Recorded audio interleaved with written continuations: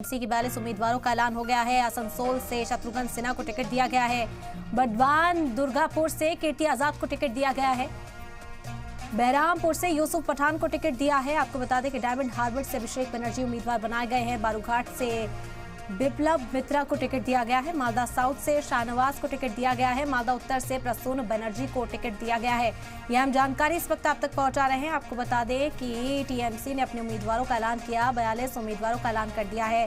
आसनसोल से शत्रुघ्न सिन्हा को टिकट दिया गया है। बरदान और दुर्गापुर से कीर्ति आजाद को उम्मीदवार बनाया गया है।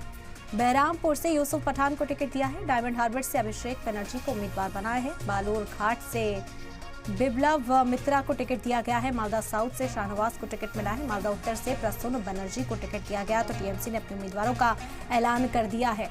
आपको बता दें कि टीएमसी की ओर से उम्मीदवारों की फहरिस्त जारी कर दी गई। इंडिया इत्तेहाद को बड़ा झटका है क्योंकि टीएमसी अब इंडिया इत्तेहाद का हिस्सा नहीं दिखता। कांग्रेस की ओर से तमाम कोशिशें यहां पर की जा रही थी कि मगरबी बंगाल में टीएमसी के साथ इत्तेहाद और कांग्रेस को भी कुछ सीटें मिले, लेकिन अब टीएमसी ने 42 सीटों पर अपने उम्मीदवारों का ऐलान कर दिया। मगरबी बंगाल में ममता बनर्जी ने फिर से ऐलान किया कि अकेले ही टीएमसी इस चुनाव को लड़ने वाली है।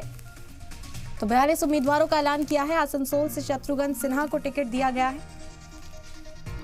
बर्दवान दुर्गापुर से कीर्ति आजाद को टिकट दिया गया है। बहरामपुर से यूसुफ पठान को टिकट है। डायमंड हार्बर से अभिषेक बनर्जी उम्मीदवार बनाए गए हैं। बालूरघाट से बिप्लब मित्रा को टिकट दिया है। मालदा साउथ से शाहनवाज को टिकट दिया है। मालदा उत्तर से प्रसून बनर्जी को उम्मीदवार बनाए हैं। टीएमसी ने इंडिया इत्तेहाद को बड़ा झटका क्योंकि कांग्रेस को कोई भी सीट मगरबी बंगाल में नहीं मिली। तमाम कोशिशें की गई। कांग्रेस की ओर से मुसलसल कहा गया कि बातचीत का रास्ता अभी खुला है, बातचीत जारी है, लेकिन ममता बनर्जी ने आज अपने उम्मीदवारों का ऐलान करने के बाद साफ तौर पर कह दिया कि टीएमसी किसी के साथ इत्तेहाद में इंतखाबी मैदान में नहीं उतरेगी। यूसुफ पठान को उम्मीदवार बनाया गया। आज मंच एक बड़ी रैली पर मौजूद रही ममता बनर्जी और आवाम को खिताब किया। वही टीएमसी की लिस्ट पर बीजेपी का हमला। क्या बंगाल में टीएमसी को उम्मीदवार नहीं मिला?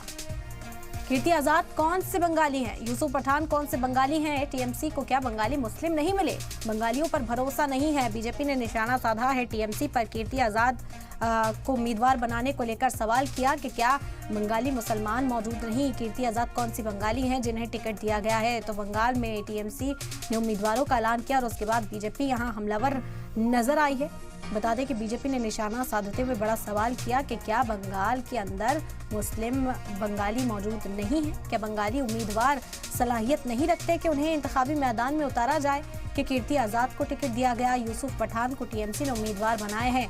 तो उम्मीदवारों की फहरिस्त जारी होते ही सियासत इस वक्त देखी जा रही है।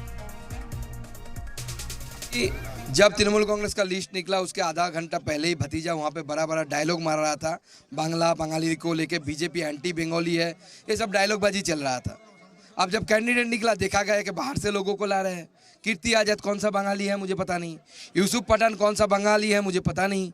यूसुफ पठान गुजरात से आते हैं, मोदी जी भी गुजरात से आते हैं। मोदी बहिरागत है, फॉरेन एंटिटी है, लेकिन यूसुफ पठान नहीं है। ये कौन सा रूल है? कोई बंगाली नहीं मिला आपको? बंगाली मुसलमान में क्या वोट जीतने की लड़ने की ताकत नहीं है क्या? आप गुजराती मुसलमान को ला रहे हैं यहाँ पे? ये तो कैसी शर्म करने वाली बात है। बंगाली एंटी बंगाली पार्टी तृणमूल कांग्रेस है। तो बीजेपी की ओर से निशाना साधा गया टीएमसी पर। क्या बंगाल में टीएमसी को उम्मीदवार नहीं मिले? कीर्ति आजाद कौन सी बंगाली हैं? यूसुफ पठान को आखिर क्यों टिकट दिया गया है? बंगाली उम्मीदवारों को मैदान में क्यों नहीं उतारा गया? बंगाली मुखालिफ तक बता दिया गया टीएमसी को। वहीं टीएमसी के ऐलान पर जयराम रमेश का बयान आया कि एक तरफा ऐलान नहीं करना चाहिए था। दोनों तरफ से बयान देने की गलती हुई। इंडिया इत्तेहाद को मजबूत करना है। तो कांग्रेस को अभी उम्मीदें हैं। जयराम रमेश का बयान सामने आ रहा है कि टीएमसी को एक तरफा ये जो ऐलान किया है ये नहीं करना चाहिए था और दोनों तरफ से बातचीत का रास्ता अख्तियार किया जाना चाहिए था। दोनों तरफ से जो बयानबाजियां हुई जिस तरीके की, उनसे बचना चाहिए था। और अभी